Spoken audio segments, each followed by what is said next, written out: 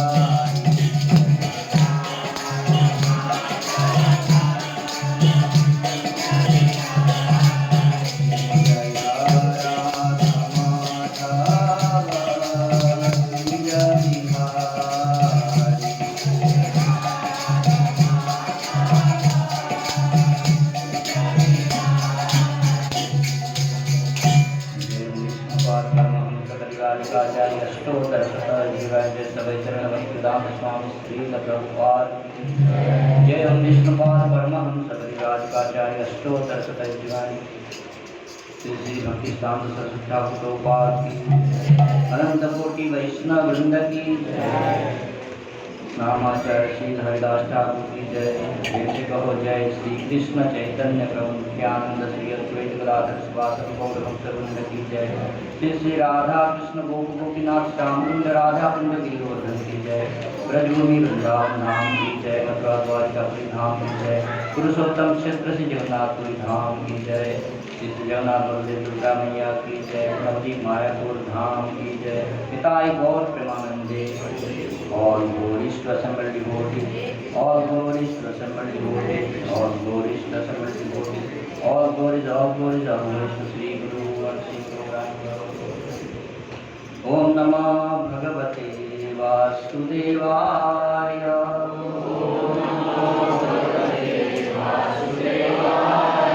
Om Namah Bhagavate Vasudevaya.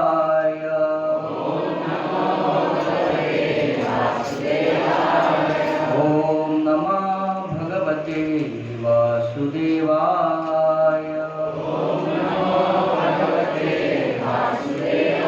Narayanam Namaskritya Naram Chaiva Narottamam Devim Saraswatim Vyasam Tato Jayamudiraye नष्टप्रायेषु अभद्रेषु नित्यं भागवत सेवया भगवती उत्तम श्लोके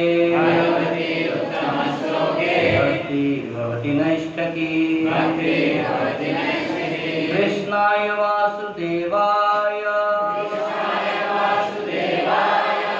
देवकी नंदनाय च नंद गोपकुमाराय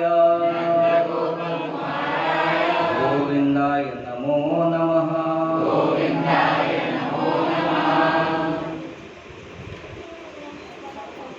हरे कृष्ण। आप सब लोगों को स्वागत है।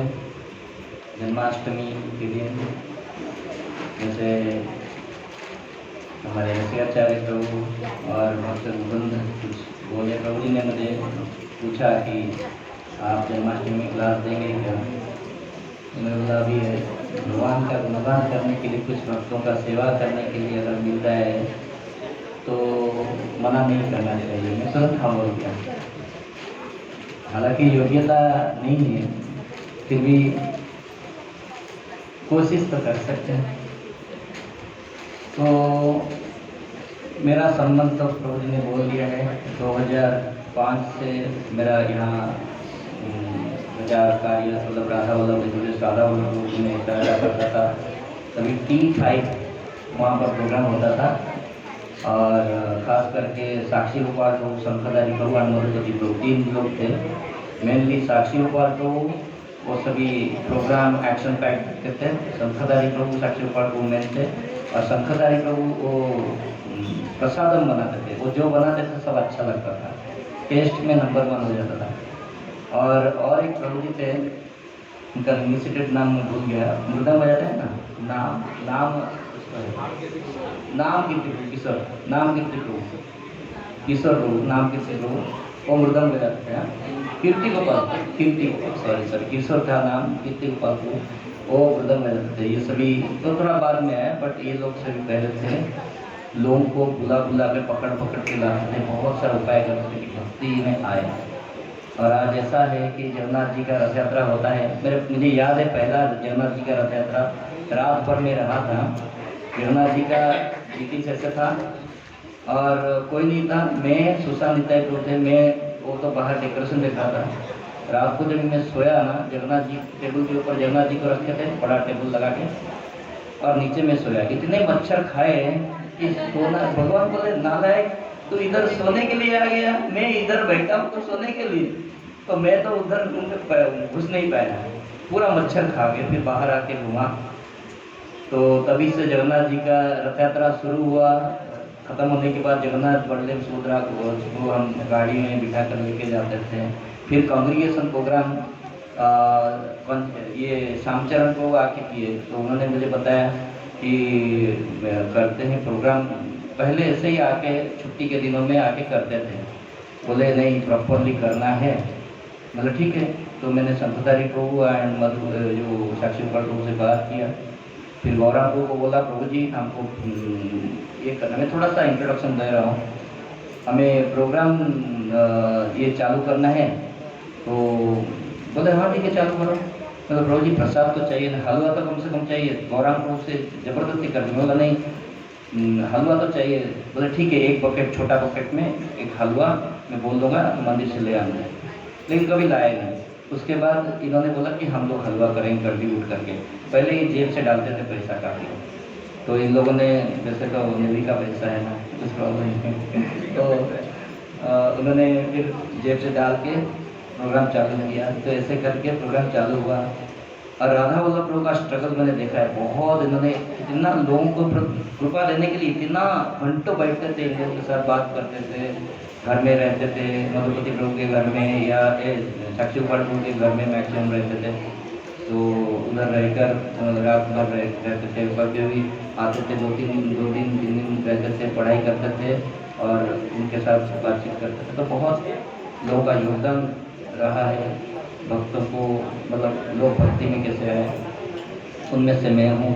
अभी रसिकाचार्य प्रभु अपना पूरा फुल पेज में दे रहे हैं यहाँ योगदान, ताकि और भी भक्त बने और भी सारा पृथ्वी जो भक्तों से भरपूर हो जाए। हरे कृष्ण। मुझे अच्छा लगा इसलिए बोला कि भी बहुत समय के बाद बहुत सारे लोगों को देख रहा हूँ, देखने के बाद बहुत आनंद आया, इसलिए थोड़ा बताया। हरे कृष्ण। श्रीमद् भगवत गीता से शुरू करूँगा मैं। आज जन्माष्टमी है, भगवान कृष्ण के जन्म। तो भगवान कृष्ण जो अजन्मा है लेकिन जन्म लेते हैं, कारण हम ही हैं। 2 कारण के लिए। मुख्यतः भगवान अपना आनंद उपभोग करना चाहते हैं, ट्रांसेंडेंटल प्लेजर। तो किसके साथ करेंगे? भक्तों के साथ। तो ये सब तो अंश है, सब पोटेंशियली सब भक्त है, हर कोई भक्त है, लेकिन प्रॉब्लम ये है कि वो अपना पहचान को भूल गया है। तो इसीलिए भगवान स्वयं आते हैं लीला करने के लिए। लीला पुरुषोत्तम अपने लीलाओं के माध्यम से बताना चाहते हैं और हमको स्मरण दिलाना चाहते हैं, हमारे स्मृति के पटल में वो छाप छोड़ना चाहते हैं कि हम ना भूलें। किसको? भगवान को। क्यों ना भूलें वो सभी आगे आएगा। तो मैं चौथा जो परम पूज्य राधा स्वामी महाराज जिनके हम फॉलो करते हैं, प्रभुपाद ने जो प्रिंसिपल को एस्टैब्लिश किया है, देखो मैं थोड़ा गुरु परंपरा को मुझे अच्छा लगता है। क्या है, मैं इसको आने से पहले बहुत सारे संस्था घुमा, सब जगह मैं अटेंड किया प्रोग्राम। मुझे सबसे अच्छा इस्कॉन में लगा, बहुत सारे संस्थाओं का। क्यों लगा मालूम है? प्रभुपाद का प्यूरिटी। प्रभुपाद का प्यूरिटी क्या है ना, गौड़ीय संप्रदाय को, अर्थात जो भगवान ने जो वाणी को दिया है ना, उसको आज इट इज प्रेजेंट किया है। कोई फेर बदल नहीं है। जो कड़क है कड़क शब्द में बोलेंगे, जैसे बोलना है वैसे बोलेंगे, कोई कॉम्प्रोमाइज नहीं। और उसके बाद परम पूज्य राधानाथ स्वामी महाराज, उनके शिष्य, बहुत सारे शिष्यों में से एक हैं जो हमारे गुरुदेव हैं, तो उन्होंने भी उस प्रिंसिपल को पकड़ा अच्छी तरह से, इतना अच्छी तरह से पकड़ा कि कृष्ण चैतन्य महाप्रभु को छोड़ते नहीं है। उनके महाराज पूरा इस्कॉन वर्ल्ड में फेमस है, किस लिए मालूम है क्या? चैतन्य चरितामृत, अर्थात भगवान चैतन्य महाप्रभु की कथा के लिए बहुत फेमस है, क्योंकि वो इतना ऑब्जर्वेशन में बोलते हैं कि सब कुछ भूल जाएगा व्यक्ति। तो जितना हम लोग सुने हैं उसमें से थोड़ा बताएंगे। और महाराज की पदचिन्ह पर चलकर महाराज जो श्लोक लेते हैं जन्माष्टमी के दिन, मैं वही श्लोक को लिया है और थोड़ा कोशिश करूँगा बताने के लिए। श्रीमद् भगवद गीता अध्याय 4 श्लोक नंबर 9 में बहुत सुंदर तरीके से वर्णन किया गया है। भगवान कृष्ण ने बताया, जो सत्य को उन्होंने प्रतिपादित किया है। जन्म कर्म च मे दिव्यम एवं यो वेति तत्त्वतः त्यक्त्वा देहं पुनर्जन्म नैति मामेति सोऽर्जुन।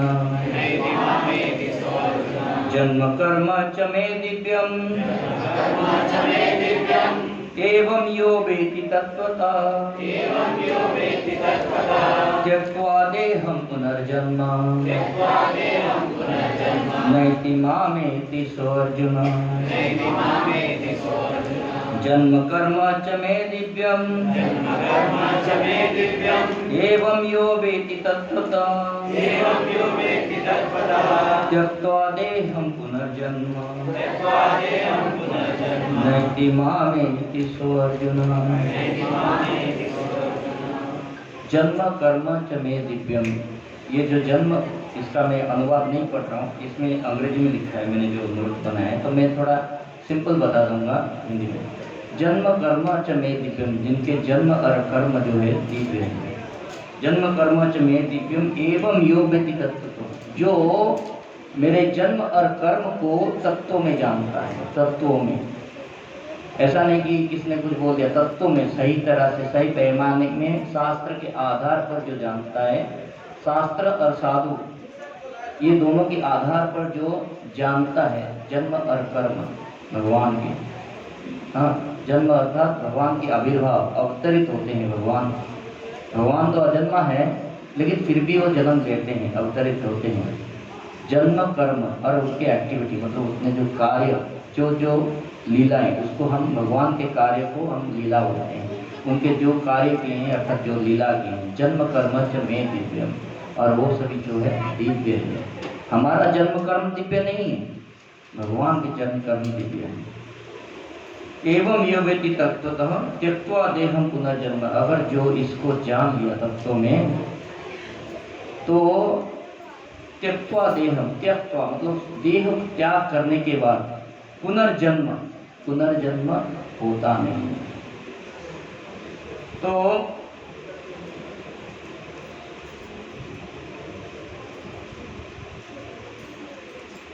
भगवान जन्म क्यों लेते हैं?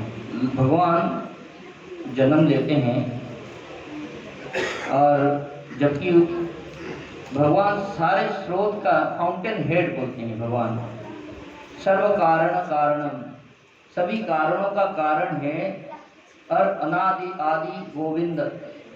अनादि आदि गोविंद सर्व कारण कारण, आदि गोविंद है, अनादि है, जिनका कोई आदि नहीं है। सृष्टि के रचयिता, ये सृष्टि उनका ही है, उनसे ही सृष्टि आता है। सारे अवतार है, लेकिन भगवान कृष्ण अवतार ही है, अवतार नहीं है। बाकी सभी अवतार है, नृसिंह अवतार, वराह अवतार, लेकिन भगवान कृष्ण जो है वो अवतार ही है। बलराम अवतार, लेकिन भगवान कृष्ण जो है अवतार ही है, अवतार नहीं। अवतारी मतलब उनसे ही, अर्थात भगवान नरसिंह देव में भी वो छोटा बच्चा जो माखन चोरी करके खाता है, वो भगवान नरसिंह देव में, भगवान नरसिंह देव भी उसमें है। बरादेव भी जो पृथ्वी को उठाए अपने सूंड पर, वो भी वो छोटे बच्चे में है। और मत्स्य अवतार में इतने बड़े बोट को अपने सिंह में, मच्छी के सिंह में बांध कर पूरा सबको सुरक्षा देने वाले, वो अवतार भी भगवान कृष्ण में है। छोटा सा बच्चा जिसको गोपियां बोलते थे माखन देंगे, नृत्य कर, डांस कर, नृत्य कर, तो ऐसे ऐसे नृत्य करते थे। गोपियों के कहने पर, जिनके आधार पर, जिनके निर्देश पर पूरा सारे सृष्टि चल रहा है, परिचालित हो रहा है, और वो दूसरों के निर्देश पर नाच रहे हैं, इसलिए थोड़ा सा माखन मिलेगा। सारे सृष्टि उनके हैं, लेकिन वो नाच रहे हैं, तो भगवान कोमल से भी बहुत कोमल है और कठोर से भी बहुत कठोर है। इतने ऐसे भगवान को कौन आराधना नहीं करना चाहेगा, कौन याद नहीं करना चाहेगा, कौन भक्ति नहीं करना चाहेगा, कौन संबंध नहीं जोड़ना चाहेगा। तो चौथा अध्याय के 6ठा श्लोक है, अजोपि स नव्यात्मा भूतानां ईश्वरोऽपि स प्रकृतिं संतदिष्टाय संभवामि आत्ममाया। तो वहां बोलते हैं, अल्तो आई एम अनबोर्न, मैं अजन्मा हूँ, यदि जब मैं जन्म नहीं लेता हूँ, मैं अजन्मा हूँ, मतलब मैं अजन्मा हूँ, और मेरा जो दिव्य अंग जो है ना, वो कभी मतलब क्षय नहीं होता है, ये उसका नाश नहीं होता है। फिर भी और क्या बोलते हैं, मैं सारे जीवों का ईश्वर हूँ, सारे भूतानां, क्या दिया है, भूतानां ईश्वरोऽपि सन्, सारे भूत, भूत मतलब जीव, जीव जो है, सारे जीव का मैं ईश्वर हूँ। और क्या बोलते हैं ना,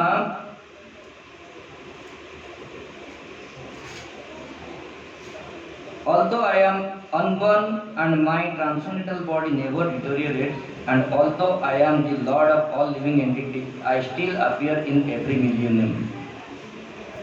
तो भगवान ये सबका सब हेड होने के बाद भी उनको आने की जरूरत है क्या? भगवान को इस धरा पृष्ठ में आने की जरूरत है क्या? वो तो खाली निर्देश मात्र से, उनके बहुत सारे भक्त हैं जो सभी कार्य को कर सकते हैं, लेकिन वो क्यों आते हैं? क्योंकि वो हमसे प्रेम करते हैं। हर मिलियनियम, हर युगों में भगवान आते हैं, अलग अलग अवतार, अलग अलग प्रकार के अवतार होते हैं। जैसे सत्यावेश अवतार रहता है भगवान का, जैसे युगावतार होता है, मनवंतर अवतार होता है, और लीला अवतार होता है, बहुत सारे ऐसे अवतार होते हैं। ये सारे अवतार भगवान क्यों लेते हैं? और समय समय पर होता है, हर समय के इंटरवल में होता है, ऑल ओवर वर्ल्ड में होता है, सारे विश्व में होता है भगवान का अवतार। किस लिए? क्योंकि भगवान हमसे प्रेम करते हैं। हमसे क्यों प्रेम करते हैं? हम हमारे साथ क्यों प्रेम का संबंध रखना चाहते हैं? क्यों हमको प्रेम करते हैं? क्योंकि ममेवांश जीव लोक जीव भूत सनातन, ये जो मेरे अंश है, ये सारे जो जीव है, भगवान भगवद गीता बोलते हैं ममेवांश, मेरा अंश ये सारे जीव है, और ये सब सनातन है, हम सभी सनातन हैं, ये शरीर नहीं है, आत्मा। तो परम पूज्य नवयोगेंद्र महाराज, वो जब भी हमारे मंदिर में आते हैं, वो एक स्टेटमेंट बोलते हैं, उससे शुरू करते हैं, मेरे प्यारे आत्माओं। तो आप बोलेंगे ये आत्मा को क्यों बुला रहे हैं? कौन सा सीरियल आत्मा का आ गया है? कोई भूत वाला सीरियल तो नहीं है। क्योंकि हम सभी आत्मा हैं। ये शरीर तो नश्वर है। हमारा संबंध क्या, समस्या कहाँ शुरू होता है, हम कहाँ फंस गए हैं, ये जानना बहुत जरूरी है। भगवान कृष्ण के अंश हम हैं। भगवान कृष्ण को चाहना और भगवान कृष्ण के द्वारा रचना की गई भौतिक संसार, उसके वस्तु को चाहना, दोनों में अंतर है। हम फंसे हैं भगवान कृष्ण के साथ, या भगवान कृष्ण को नहीं चाहते हैं हम चाहते हैं क्या, कृष्ण के द्वारा बनाए गए सृष्टि के अंश या सृष्टि के जो मटेरियल भौतिक चीजों को हम चाहते हैं। समस्या यहाँ है, कृष्ण के द्वारा बनाए गए चीजों के प्रति हम आसक्त हैं और इसके वजह से हमें तकलीफ मिल रहा है। अर्थात हम आकर्षित हो रहे हैं कृष्ण को छोड़कर, बाकी कृष्ण के द्वारा सारे सृष्टि कृष्ण का, ये पत्थर से लेकर ये आपका जो जमीन आपने जो खरीद के रखा हुआ है, आपके नाम पर रजिस्टर किया गया है, वो भी कृष्ण का है। आपके पहले भी कृष्ण का था, आपके बाद में भी कृष्ण का होगा, हर समय कृष्ण का है। फिर भी हम बोलते हैं ये जो 1 गुंठा जमीन है ना, ये तो 600 स्क्वायर फीट का जमीन है, वो मेरा है। और मेरे जो प्रिय जो है मेरी पत्नी के नाम पे मैंने रजिस्टर किया है, ताकि कोई भाई डिमांड नहीं कर सकता।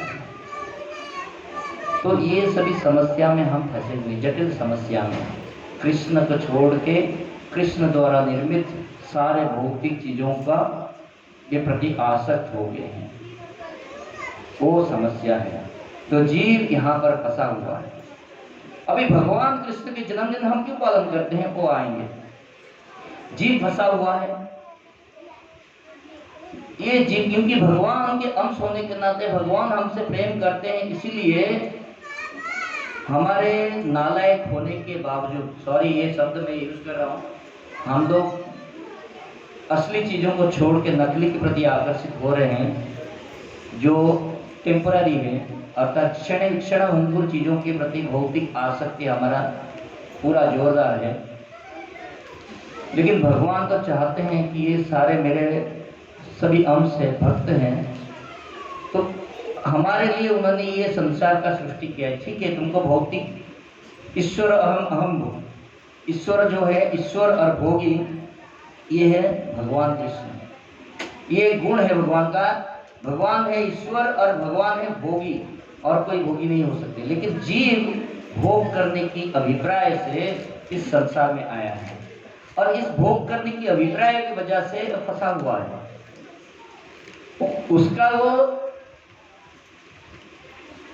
जो नेचुरल नेचर है ना, सो प्रकृति जो है ना, उसका ओरिजिनल प्रकृति नहीं है, मूलभूत प्रकृति जीव का ईश्वर या भोगी नहीं है। मूलभूत प्रकृति है सेवक, दास। भगवान के दास होने के बजाय बॉस होने की कोशिश कर रहा है, भोग करने की कोशिश कर रहा है। और कलयुग जैसे बढ़ता जा रहा है ना, लोगों ने अपने भोग की वस्तु, अपने कंफर्ट की वस्तु ज़्यादा बढ़ाते जा रहे हैं। पहले लोगों के पास लंबे लंबे दूर जाते थे, साइकिल लेके जाते थे, अभी गाड़ी लेके जा रहे हैं। फिर आगे जाकर अभी तो और भी ये हो गया है कि फोन करो, सब चीज़ें आपके पास आ जाएगा। सब कुछ में आराम चाहिए। लोग जीवन मतलब 12-12 घंटा मेहनत करता है आराम पाने के लिए। इस भौतिक संसार में कुछ समय के लिए 50 साल, 60 साल, 70 साल, उसके ज़्यादा तो इतना तो नहीं जाने वाले हैं हम लोग। 70 के वो कोई गया तो वो भाग्यवान है। 70 साल अभी के जो एज के हिसाब से 70 साल एज लिमिट है, उससे बियॉन्ड नहीं है। और उतने साल के लिए अपने जीवन की इतने सारे आमोद प्रमोद, भौतिक आमोद प्रमोद और कंफर्टेबल लाइफ के लिए सब प्रयत्नरत है, भगवान को भूलकर। ये हमारा समस्या है, जीव का समस्या ये है। भूलिया, भक्ति विनोद ठाकुर बहुत अच्छी तरह से लिखते हैं, भूलिया तुम्हार संसारे आसिया वे नाना विध व्यथा। सब कुछ भूल गया हूँ और आपके संसार में आया हूँ, और इस भौतिक संसार से आसक्ति के कारण सारे तरह का नाना विध व्यथा, सब व्यथा हो रहा है। और कुछ लोग तो, आप लोग तो भक्त है, आप समझ रहे हैं, ज्ञान इतना आ गया है, संसार में प्रॉब्लम समस्या क्या है आप समझ गए हैं। लेकिन बाहर आप जाओगे, लोगों को समस्या नहीं, भौतिक चीजों को अकुमुलेट करना मतलब संग्रह करने में वो लगे हुए हैं, उनको लगता है यही जीवन है। तो यहाँ फंसे हुए हैं लोग।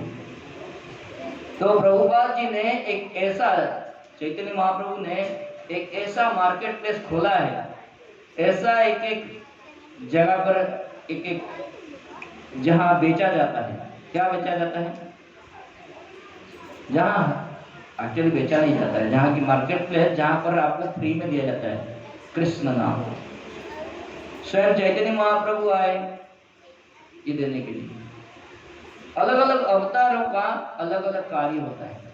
सारे अवतार जो है ना, हर एक का अपने उद्देश्य के अनुसार वो जन्म लेते हैं। बड़ा अवतार उन्होंने जन्म, उनका जो अवतार हुआ वो पृथ्वी को बचाने के लिए, धरातल समुद्र के गर्भ में से निकालकर बचाने के लिए आए। बुद्ध का अवतार, भगवान बुद्ध का अवतार हुआ। किस लिए भगवान बुद्ध का अवतार हुआ? कि हिंसा बहुत बढ़ गया था, अहिंसा में लोगों को लाने के लिए बुद्ध का अवतार हुआ। शंकराचार्य भगवान के निर्देश के अनुसार शिव जी शंकराचार्य के रूप में आए। वो किस लिए आए? कि वेदों को पुनः स्थापित करने के लिए। हर एक अवतारों का कुछ ना कुछ कार्य रहता है। भगवान कृष्ण भी आए हैं, चैतन्य महाप्रभु आए हैं। भगवान कृष्ण जो जिसके लिए आए हैं, किसके लिए आए हैं? उद्देश्य क्या है? एक श्लोक है, बहुत पॉपुलर श्लोक है, कौन बोलेगा? यदा यदा हि धर्मस्य ग्लानिर्भवति भारत। जब ये रिलीजियन चारों तरफ अधर्म फैल जाता है, हाँ, धर्म में ग्लानि हो जाता है, अर्थात चारों तरफ अधर्म फैल जाता है। यदा यदा हि धर्मस्य ग्लानिर्भवति भारत अभ्युत्थानम अधर्मस्य परित्राणाय साधुनां विनाशाय च दुष्कृतम्। परित्राणाय साधुनां, साधुओं को, भक्तों को, साधु मतलब यहाँ भक्तों को उद्धार करने के लिए, भक्तों को सुरक्षा देने के लिए, और विनाशाय च दुष्कृतम्, जो असुरी प्रवृत्ति के लोग उनको नाश करने के लिए, और धर्म संस्थापनार्थाय। सबसे मुख्य चीज क्या है? धर्म संस्थापनार्थाय। भगवान कृष्ण का आविर्भाव मुख्य कारण जो है धर्म संस्थापन। क्यों धर्म संस्थापन? क्योंकि कलयुग के लोग जो पतित होंगे, उस पतित जीव को उद्धार करने के लिए वो भगवान उनको कृपा देने के लिए, श्रीमद् भागवत में एक श्लोक आता है, वो मैं बाद में उसके आगे बोलूंगा। तो वो केवल कृपा देने के लिए भगवान अवतरित, ये जन्म लिए हैं और ये लीला कर रहे हैं। ये सारे लीला उन्होंने द्वापर में कर दिया। द्वापर में इसलिए किया ताकि कलयुग में लोगों के लिए, लोगों को सुरक्षा देने के लिए, लोगों को बचाने के लिए अधर्म से ये शास्त्र रहेगा, ये लीला जहाँ पढ़ सकते हैं। तो भगवान को जन्म कर्म च में दिव्यम, मेरा जन्म कर्म एवं यो वेति तत्वतः, जो जानता है। तो यहाँ जानने को प्राधान्य दिया गया है, जानकारी। तो साधुओं के माध्यम से, शास्त्रों के माध्यम से, अर्थात भक्तों के माध्यम से शास्त्र के, पहला है शास्त्र जो रचना की गई है भगवान की लीलाओं का, जो लिपिबद्ध किया गया है, बोनाफाइड शास्त्र, कोई भी नहीं है। जैसे मैंने बहुत समय पहले किसी एक जन ने भगवद गीता लिखा था, और उसके एक शिष्य आके मुझे, मैं बासी में बुक डिस्ट्रीब्यूशन कर रहा था, दिसंबर में आके दिखाया मुझे किताब भगवद गीता। उसको ना हमारे इधर का कोई भी बच्चा जो पढ़ता है ना भगवद गीता, वो देखेगा, वो बोलेगा कि ये गलत है पूरा, बच्चा भी देखेगा। मुझे इतना गुस्सा आया, मैं बोला इसमें भगवद गीता के श्लोक लिखा गया है, अगर ये नहीं लिखा गया होता ना तो फाड़ के फेंक देता था मैं उसको। इतना बोला इधर से लेके जा हुई, क्योंकि ये भगवद गीता के श्लोक लिखा गया, लेकिन तुम लोग अपराध कर रहे हो, गलत परपोर्ट दिया है, लिखा हुआ है इसमें। अपने मन के हिसाब से कुछ भी। तो इसलिए बोनाफाइड साधु जो भगवान की परंपरा का, अर्थात ये जो धर्म क्या है? धर्मस्तु साक्षात, जोर से बोलो, भगवत प्रणीतम, भगवान के द्वारा प्रणयन किया गया है। आइन को प्रणयन करने वाला सुप्रीम कोर्ट या हमारे जो कॉन्स्टिट्यूशन है, संविधान है, जो एग्जीक्यूटिव लेजिस्लेटिव बॉडी है आइन को प्रणयन करने के लिए। तो प्रणयन जो होता है, ये जो सारे धर्म जो है, धर्म ग्रंथ जो है हमारा लॉ बुक है। यहाँ पर क्या लिखा गया है ना, ये जो धर्म के बारे में बताया गया, ये जो फाउंडेशन प्रिंसिपल, धर्म का जो मूलभूत नियम जो है ना, वो शास्त्र में लिखा गया है। और इस मूलभूत नियमों को आधार, हमारे लाइफ में आधार, तो जब भी ये बोला गया यहाँ पर कि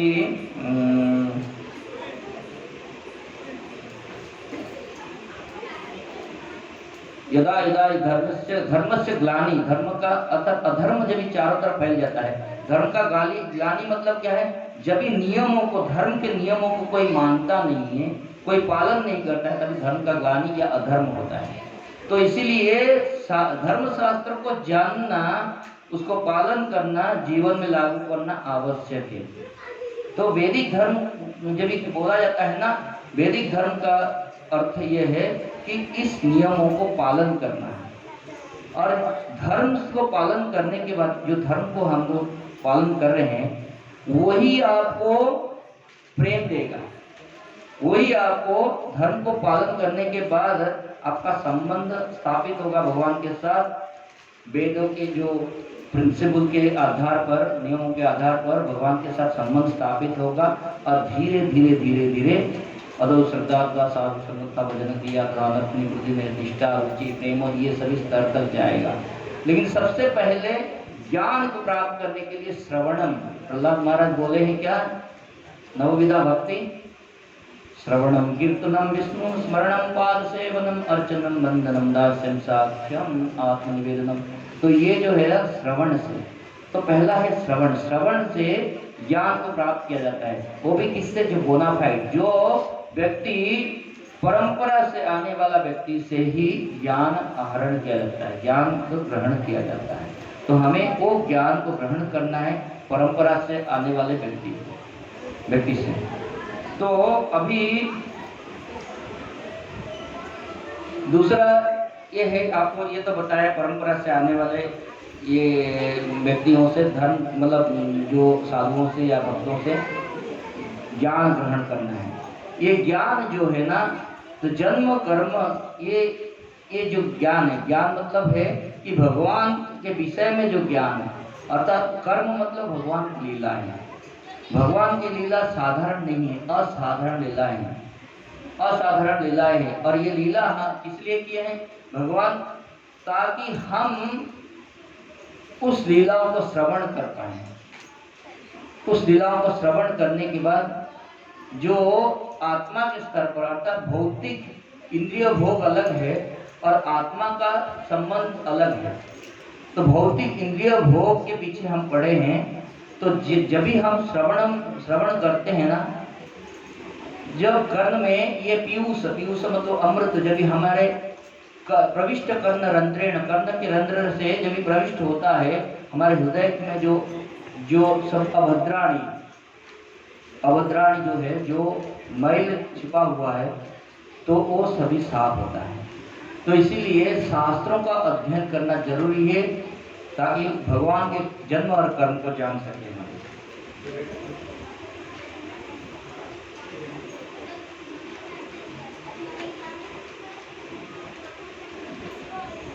तो एक चीज और आता है मेरे मन में, क्योंकि इन्होंने 9 बजे तक बोला है, मैं थोड़ा शॉर्टकट में बोलने के लिए कोशिश करता हूँ।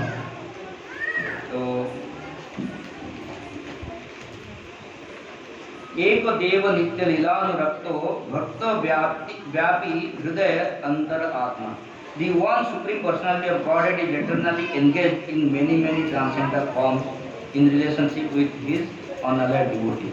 तो एक ही पूर्ण पुरुषोत्तम भगवान एक ही है, बाकी सभी अवतार है, लेकिन भगवान जो है ना वो पूर्ण पुरुषोत्तम भगवान है, लेकिन वो बहुत सारे अवतार लेते हैं, अवतार लेते हैं, लेके फिर वो आते हैं ताकि भक्तों को उद्धार करने के लिए। तो एक ऐसा भी श्लोक है भगवान के,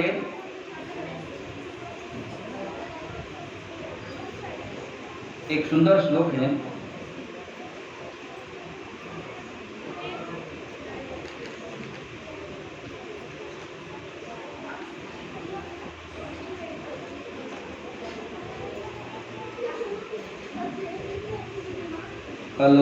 कलोजनिष्यमाणानां दुःखशोकोत्तमोऽनुदम् अनुग्रहाय भक्तानां सुपुण्यव्रतनोदयस्य।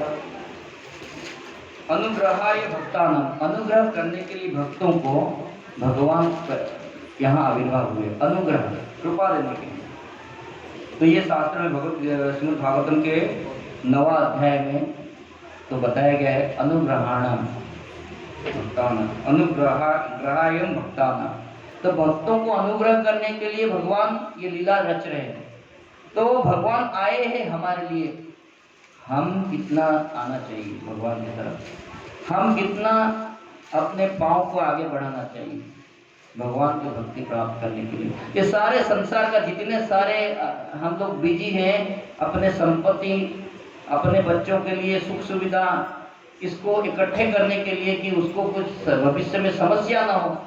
समस्या हम कौन होते हैं हटाने के लिए? ये दुखालयम अशाश्वतम, ये टैगलाइन है, ये सृष्टि का टैगलाइन है, दुखालयम अशाश्वतम। हम उसको हटा सकते हैं क्या? आप अपने बच्चों के लिए कितना भी धन संपदा एकत्र करके आप उसके जीवन से दुख हटा सकते हैं क्या? किसको लगता है आप हटा सकते हैं? नहीं हटा सकते हैं ना, नहीं हटा सकते हैं। इसलिए हमें भगवान के ऊपर फोकस करना है। अनुग्रहणा, भगवान हमको अनुग्रह करने के लिए आए हैं, तो हमें भगवान का अनुग्रह को स्वीकार करना है। हमें अपने जीवन में वो भक्ति को ग्रहण करना है। तो भगवान कृष्ण जो है उनके गुणों में से है कि भगवान कृष्ण जो है ना कि एब्सोल्यूट ट्रूथ, एब्सोल्यूट ट्रूथ मतलब उसको हिंदी में क्या बोलेंगे? परम सत्य, परम सत्य। भगवान कृष्ण जो है ना परम सत्य, उनके मत परतरम नान्यत, उनके ऊपर कोई नहीं, उनके परे कोई है ही नहीं, वो ही परम सत्य। परम सत्य को प्राप्त करना है।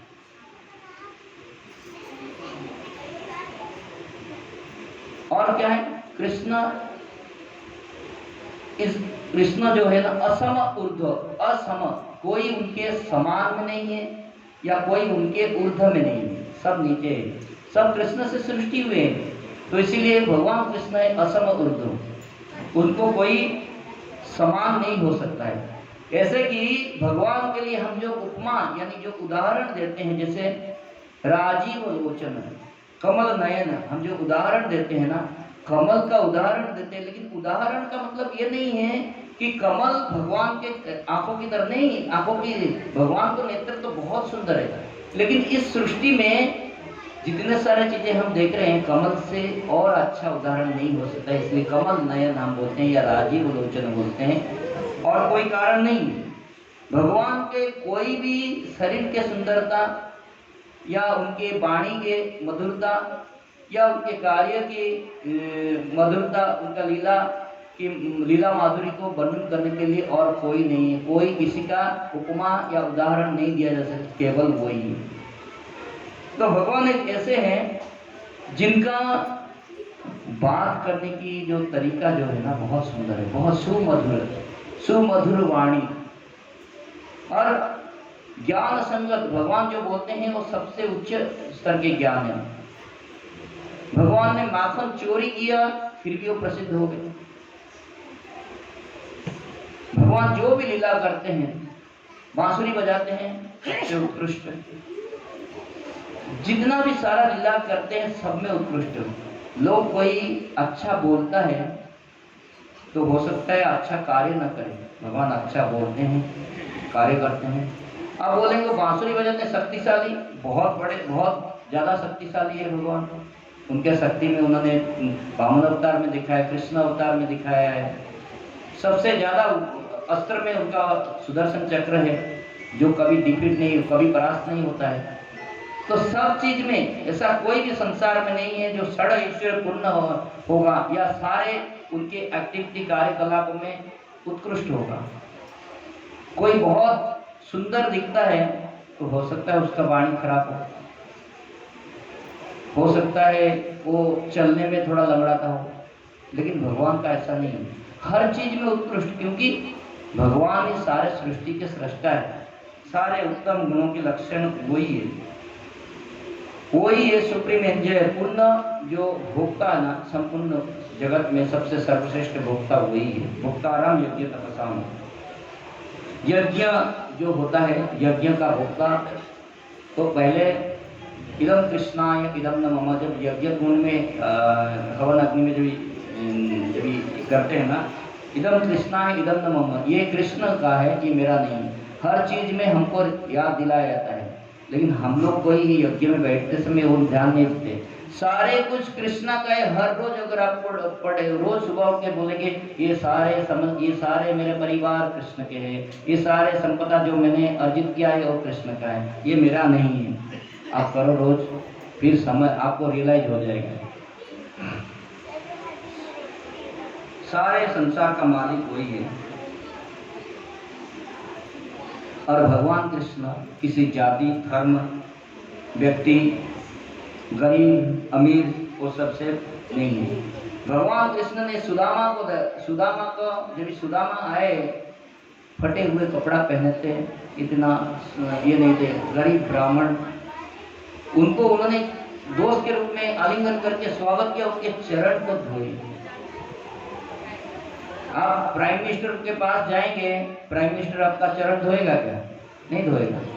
भगवान ने अपने दोस्त मित्र को मिले, अपने सारे जो रानियों को बुलाए, पूरा उनको अपने बेड पर बैठाए और उनके चरण धोए, चरण पोछे, स्वयं भगवान। ये कोई भगवान नहीं कर सकते हैं। प्रहलाद महाराज स्मरण इतना किए कि हर समय उनको रक्षा करने के लिए तत्पर हो गए। वही भगवान कृष्ण जो नरसिंह के रूप में आए और भक्तों को सुरक्षा करने के लिए एक भयानक रूप ले लिए, जिनके सामने लक्ष्मी जी आने के लिए डर रहे थे। लक्ष्मी बोले मैं नहीं जाऊंगा।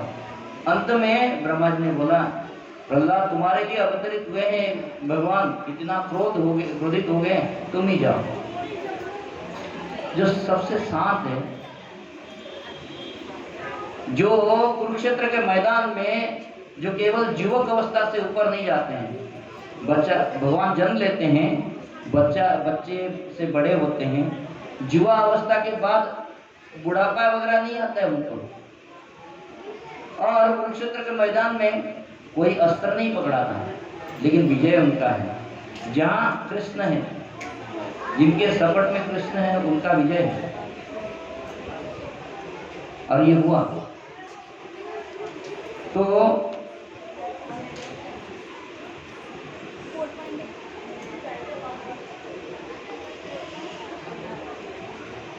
हमारे समस्या जो मैंने बताया था कि लमेंटेशन हैंकरिंग, अर्थात हम और पाने की इच्छा रखते हैं और नहीं मिला तो दुख प्रकट करते हैं। ये दो चीज में हम घूमते रहते हैं और ये सारे समस्या से हम दूर हो जाएंगे जब हम कृष्ण के साथ भगवान कृष्ण की लीलाओं को समझेंगे। भगवान कृष्ण की लीला श्रवण मात्र हैं तो पहले आपके जो इच्छाएं हैं, भौतिक इच्छाएं हैं, वो सभी खत्म हो जाएगा, शुद्ध हो जाएगा, भौतिक इच्छाएं खत्म हो जाएगा। और आपको जो इच्छा, जो मन में जो मन का जो प्रवृत्ति है, भौतिक मन का जो प्रवृत्ति है, जो कंटामिनेटेड थॉट यानी जो कलमश, जो चिंताधारा, जो कलुषित चिंताधारा है, वो शुद्ध हो जाएगा जब भी हम भगवान के साथ भगवान के विषय में सुनेंगे।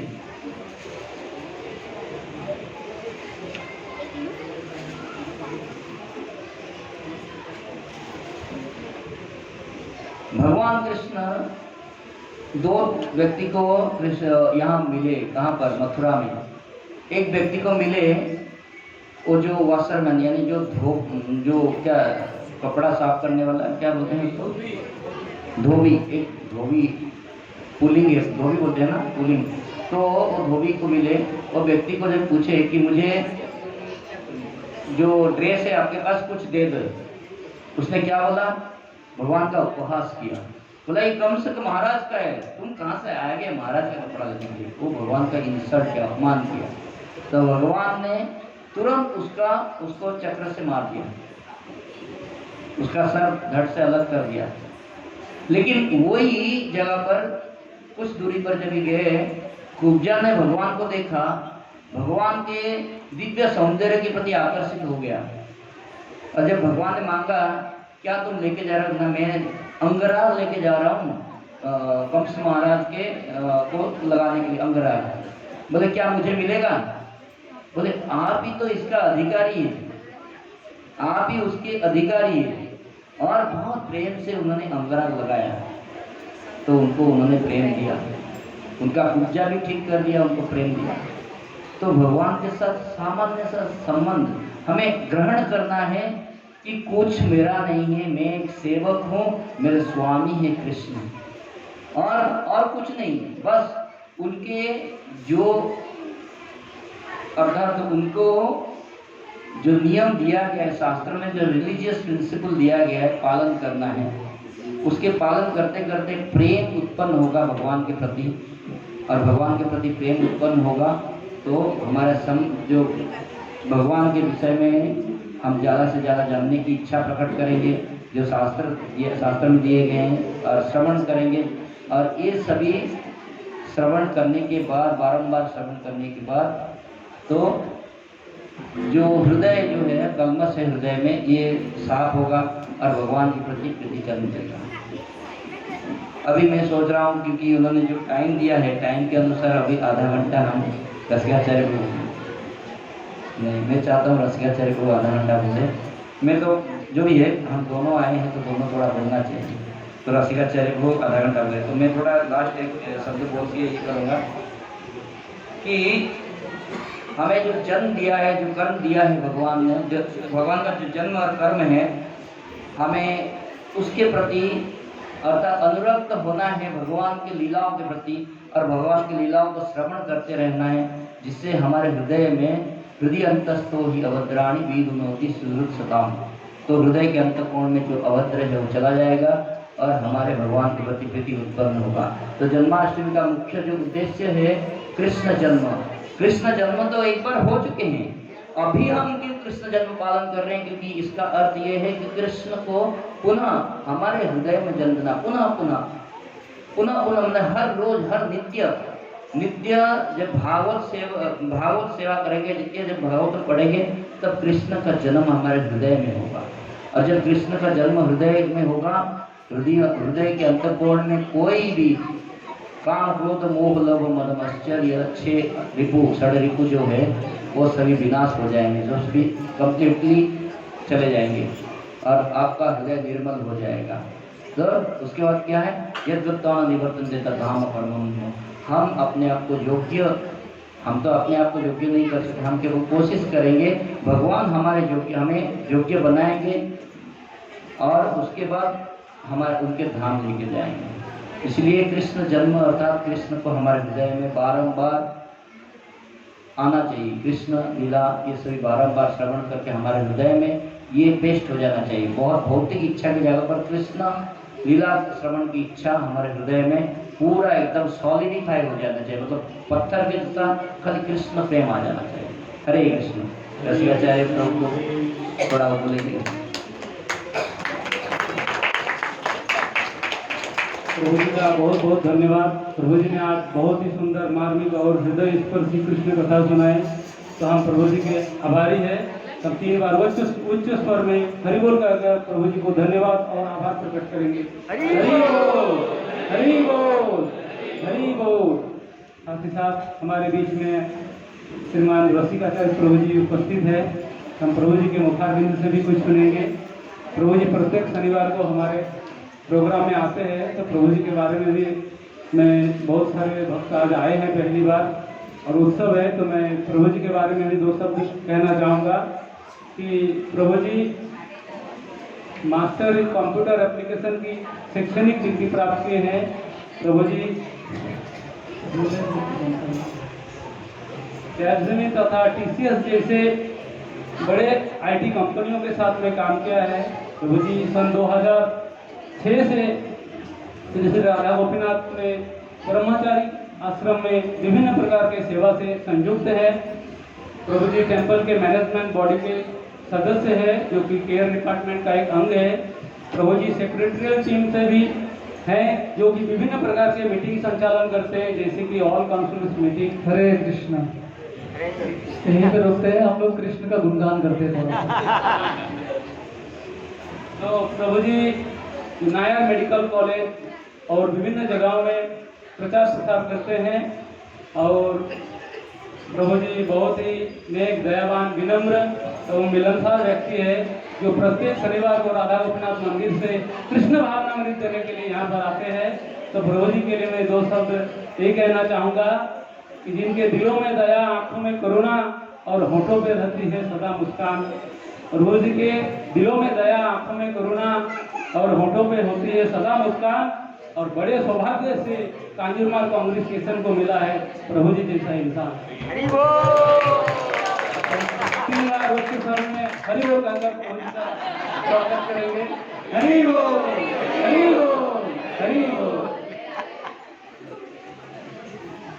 अनाउंसमेंट करने वालों को चेंज करना पड़ेगा।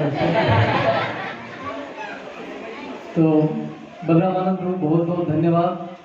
अपनी इतनी सुंदरता से भगवान कृष्ण की महानता के बारे में इतने अच्छे से बताया। भगवद गीता से आपने 2 श्लोक लिए, 3 श्लोक लेकर आपने विस्तार रूप से बताया।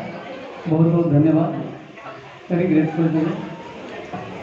अपने यहाँ हम सबके बीच में और एक मेहमान है जिनका स्वागत करना हम भूल गए, वो है आनंदनी सुंदरी माता जी और उनकी बेटी, दोनों आए हैं। और ये हमारे कम्युनिटी के काउंसिलर है, जैसे अपने विजय गोविंद प्रभु है वैसे ये भी अपने कम्युनिटी के काउंसिलर है। और हर जन्माष्टमी में उनकी कृपा से हमको राधा कृष्ण के विग्रह मिलते हैं जिनके हम अभिषेक करते हैं। तो उनका भी जोरदार 3 से हरि बोल बोल के हम लोग स्वागत करेंगे। हरि बोल, हरि बोल, हरि बोल। और हमारे पूजनीय विजय गोविंद प्रभु को तो आप सभी लोग जानते हैं, तो उनका भी हम लोग स्वागत करेंगे 3 बार हरि बोल बोल के। हरि बोल, हरि बोल, हरि बोल। और राजगोपाल प्रभु जो मेरे इतने प्रिय हैं, जो यहाँ पे मुझे साथ दे रहे हैं यहाँ पे प्रचार करने के लिए, तो उनका भी हम स्वागत करते हैं। हरि बोल, हरि बोल, हरि बोल। Thank you. तो अभी प्रभु जी ने आप सबको इतना अच्छा खीर खिलाया है, उस खीर में ज़्यादा मैं रेती नहीं डालना चाहूँगा। आज सवेरे श्रीमान ब्रज बिहारी प्रभु का जो कृष्ण लीला पर उन्होंने चर्चा की है, उसमें से कुछ बातें मैं बताने का प्रयत्न करता हूँ। तो भगवान कृष्ण में बहुत सारे विरोधाभास देखने को मिलते हैं, जिसे हम इंग्लिश में कॉन्ट्रडिक्शंस कहते हैं। सर्वप्रथम भगवान कृष्ण जो नारायण है उनको लक्ष्मीपति कहते हैं। लक्ष्मी के पति मतलब पूरा रिजर्व बैंक उनके पास में है। और ऐसे लक्ष्मीपति भगवान कृष्ण क्या कहते हैं? चोरी करते हैं, माखन की चोरी करते हैं। अभी इतना पैसा स्वयं रिजर्व बैंक जो है उनकी सेवा में लगी हुई है, ऐसे भगवान को चोरी करने की क्या आवश्यकता है? अलग अलग घरों में जाते हैं कृष्ण और माखन चोरी करते हैं, और दूसरा कुछ मिला नहीं, ज़्यादा के क्या चोरी करते हैं? माखन। विचार करने वाली बात है। तो आचार्य क्या कहते हैं कि ये माखन चोरी करने के पीछे उनका उद्देश्य क्या था? क्या उनके घर में माखन नहीं मिलता था? यशोदा माई तो वहाँ की रानी थी वृंदावन की, क्या उनके घर में माखन नहीं मिलता था?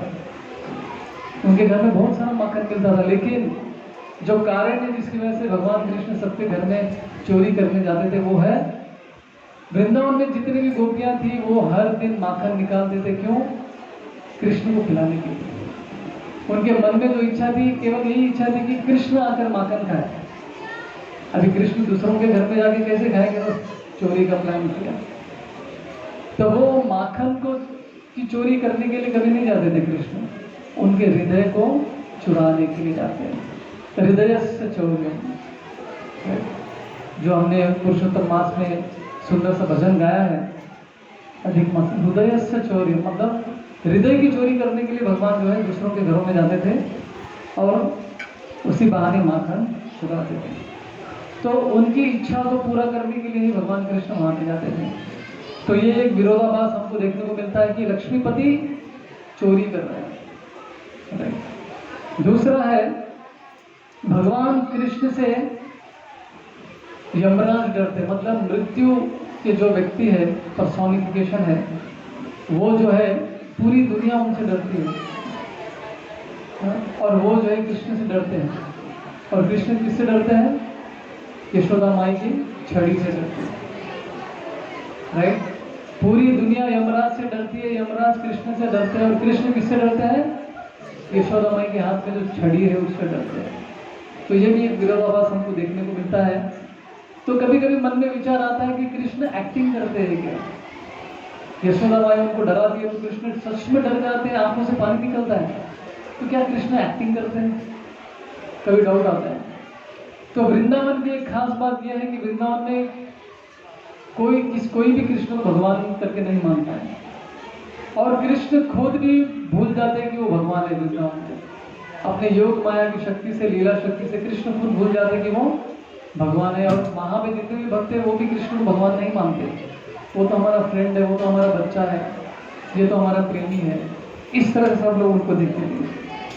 तो ये भी एक विरोधाभास हमको कृष्ण में देखने को मिलता है कि कैसे कृष्ण सारे जगत के लोग जो है यमराज से डरते हैं और यमराज कृष्ण से डरते हैं, कृष्ण यशोदा माई के छड़ी से डरते हैं। कृष्ण इतने सारे राक्षसों को उन्होंने मारा जब वो छोटे से थे, अनेक राक्षसों को उन्होंने वध किया हाथों से, राइट। लेकिन वही कृष्ण अपने मित्रों से हार जाते कुश्ती में। जब कृष्ण ने कंस को मारा था, मथुरा में गए, वहां पे कंस को मारा था, तो वो पूरा क्रीड़ा जो है देखने के लिए वृंदावन के सभी वासी वहां पर आए थे। और कृष्ण के जो फ्रेंड्स थे, सुबल, श्रीदामा, ये सब कृष्ण से मिलने आए जब कृष्ण ने कंस को मार दिया था। तो सुबल आके कृष्ण से पूछता है कि अरे कृष्ण, क्या तुमने ही मारा है कंस को? मुझे यकीन नहीं होता है। क्यों? क्योंकि हर दिन कुश्ती में तो आप मेरे से हार जाते हो, मुझे विश्वास नहीं हो रहा है कि आपने इस कंस को मारा है। चलो एक काम करते हैं, हम दोनों कुश्ती खेलते हैं। तो कंस की लाश पड़ी है और बगल में कुश्ती खेल रहे कौन? कृष्ण और सुबल, दोनों कुश्ती लड़ रहे हैं और वहां पे कृष्ण जो है हार जाते हैं। इतने बड़े बड़े राक्षसों का कृष्ण ने वध किया, लेकिन यहाँ पे अपने मित्रों से वो हार गए। तो ये भी एक विरोधाभास, कॉन्ट्रडिक्शन जो है हम कृष्ण में देख सकते हैं। कृष्ण जब वृंदावन में थे बालक के रूप में, तो वहां पे उन्होंने गोपियों के वस्त्र चुराए थे। जब वो नहाने के लिए यमुना में गए थे, उनके वस्त्रों को उन्होंने चुराया था। और वही कृष्ण द्रौपदी के लिए उन्होंने क्या किया? अनलिमिटेड वस्त्र सप्लाई किया जब द्रौपदी संकट में थी, राइट। तो कृष्ण जो है भक्त वत्सल भगवान है, अपने भक्तों को मुश्किल में कभी देख नहीं सकते। अभी कृष्ण जो है, यशोदा माई देखते हैं कि कृष्ण बहुत ज्यादा नटखट करते हैं। दामोदर लीला आप लोग सब जानते हैं।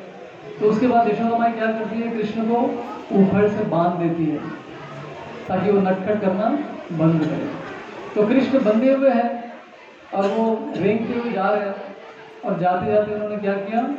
जो बड़े वृक्ष थे, अर्जुन वृक्ष थे, उनको नीचे गिरा दिया और उनको मुक्ति दे दी।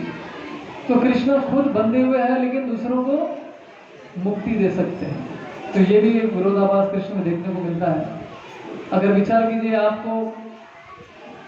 आपके घर में आपको किसी ने बांध दिया, चोर ने आपको बांध के चला गया और दूसरा व्यक्ति उसको भी किसी ने बांध दिया, तो आप भी बंधे हुए, आपके मित्र भी बंधे हुए हैं, तो हम उनको मदद कर सकते हैं क्या? बताइए। हम भी बंधे हुए हैं और अपने मित्र भी बंधे हैं, तो हम उनकी मदद नहीं कर सकते। तो यहाँ पे कृष्ण बंधे हुए, लेकिन उन दोनों को, नलकुबेर और मणिग्रीव जो बंधे हुए थे इस भौतिक जगत की माया में उनको मुक्ति प्रदान करते हैं। तो ये कृष्ण की खास बात है। तो ये सारे विरोधाभास, कॉन्ट्राडिक्शन जो कृष्ण में देखते हैं, इसको समझने का एकमात्र सरल उपाय क्या है? भगवान कृष्ण अपने भक्तों से प्रेम करते हैं, इसलिए उनके लिए वो कुछ भी करने के लिए तैयार हो जाते हैं। जैसे प्रभु जी बता रहे थे कि भगवान कृष्ण ने वृंदावन में इतनी सारी लीलाएं की है कि बाद में धर्म की स्थापना भी की है वहाँ पर जाकर, मथुरा में, हस्तिनापुर में जाकर। तो कहा जाता है कि भगवान कृष्ण जो श्याम सुंदर कृष्ण है वो कभी गोलोक वृंदावन छोड़कर नहीं गए, वृंदावन के बाहर कभी नहीं जाते। तो लेकिन वृंदावन से मथुरा, मथुरा से द्वारका, द्वारका से हस्तिनापुर जो कृष्ण गए थे वो कौन है? वो है वासुदेव कृष्ण, राइट? जो जिन्होंने धर्म की स्थापना करने के लिए वो वृंदावन से बाहर गए। लेकिन वृंदावन के जो कृष्ण है श्याम सुंदर, वो वृंदावन की लीलाओं में मस्त रहते हैं। गीता में कहा गया है कि वो धर्म की स्थापना करते हैं। डेफिनेटली कृष्ण धर्म की स्थापना करते हैं, अपने भक्तों को बचाते हैं, लेकिन सबसे इम्पोर्टेंट जो विषय है जिसके लिए कृष्ण आए वो है भक्तों के साथ प्रेम का आदान प्रदान करने के लिए। गोलोक वृंदावन की जो लीलाएं हैं केवल भक्तों के साथ प्रेम का आदान प्रदान करने के लिए कृष्ण का अवतरण हुआ है। उसके साथ साथ बाकी सब भी करते हैं, धर्म की स्थापना करते हैं, भक्तों को बचाते हैं, दुष्टों का वध करते हैं, ये सब भी वो साथ में करते हैं, वासुदेव कृष्ण के रूप में करते हैं। सो और एक अद्भुत लीला कृष्ण की लीलाओं में आती है। जब वो द्वारका में थे तो कृष्ण के ऊपर चोरी का इल्जाम लगाया गया। अब इस भौतिक जगत में भी हमारे हम जैसे लोगों के साथ ऐसा होता है, लोग हमको गलत ठहराते हैं अगर हम गलती नहीं भी करेंगे। तो ऐसी बहुत सारी कठिनाइयों से हम लोग गुजरते हैं। लेकिन भगवान कृष्ण के ऊपर भी कोई लांछन लगा सकता है क्या?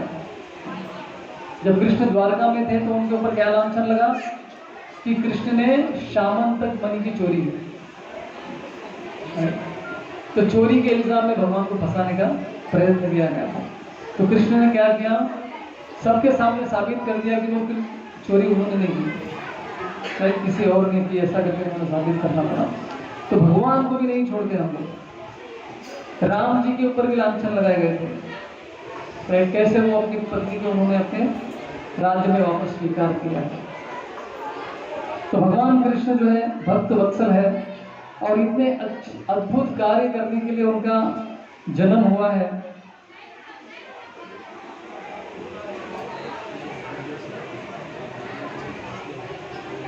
तो भगवान कृष्ण को सबसे ज्यादा क्या पसंद है? आज उनका बर्थडे मना रहे हम लोग, उनका आविर्भाव हम लोग मना रहे। तो ये जानना हमको बहुत जरूरी है कि भगवान कृष्ण को क्या पसंद है। प्रेम मतलब क्या होता है? हम जिससे प्रेम करते हैं उसको क्या पसंद है, ये जानना बहुत जरूरी है। भगवान कृष्ण की सेवा करेंगे, उनके नाम का जप करेंगे तो भगवान को अच्छा लगता है।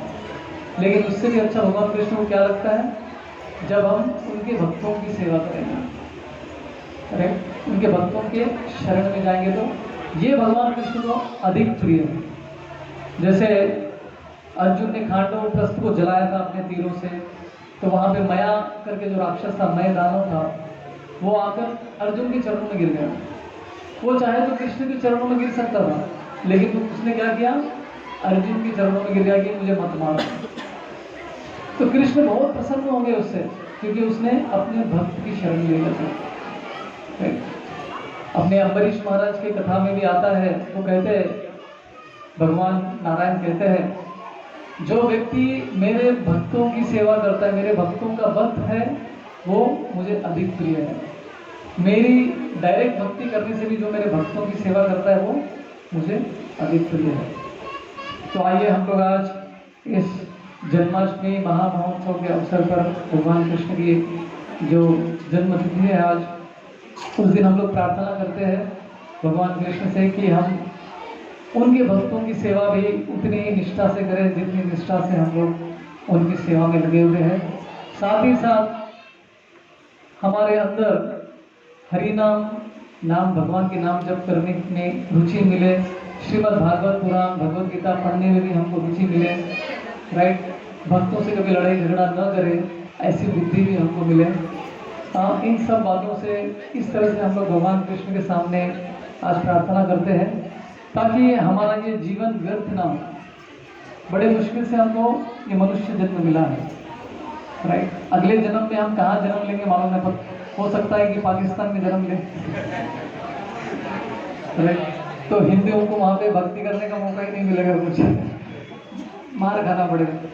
तो बड़े मुश्किल से मनुष्य जन्म मिला है, उससे बड़े भी मुश्किल क्या है, भक्तों के संग में हम लोग आए हैं। भक्तों का संग जो है वो भी और रेयर है, बड़े मुश्किल से हमको मिला है। तो ऐसी हमारा जो भाग्य है, इस भाग्य को हमको नहीं खोना है, राइट। भक्तों के संग में निरंतर आइए, संग में आकर भगवान के नाम जप कीजिए, भगवान का गुणगान सुनिए, भगवान का गुणगान भी करिए, भगवत गीता पढ़िए, श्रीमद् भागवत भी अपने एवरीडे जो 5-10 मिनट क्यों ना हो इसका श्रवण कीजिए, इसको पढ़िए। तो इससे हमारा भी जीवन का उद्धार हो जाएगा, मनुष्य जन्म व्यर्थ नहीं जाएगा।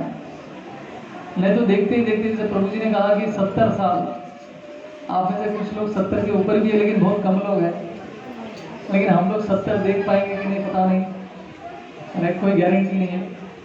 तो जितना समय है अपने पास उसमें हमको अच्छे से भक्ति करना है। तो इसी निवेदन से मैं यहीं पे विराम देता हूँ। आगे बहुत सारे कार्यक्रम है, तो सब लोग दिल थाम के बैठिए। 9 से 10 बहुत सारे अच्छे कार्यक्रम है, उसके बाद अभिषेक है, अभिषेक में भी भाग लीजिए। उसके बाद महाआरती होगा और सबके लिए प्रसाद भी रहेगा। हरे कृष्णा। जय श्री कृष्ण जन्माष्टमी महामहोत्सव की जय, श्री श्री राधा गोपीनाथ भगवान की, श्री प्रभुपाद की जय, गौर प्रेमानंदे।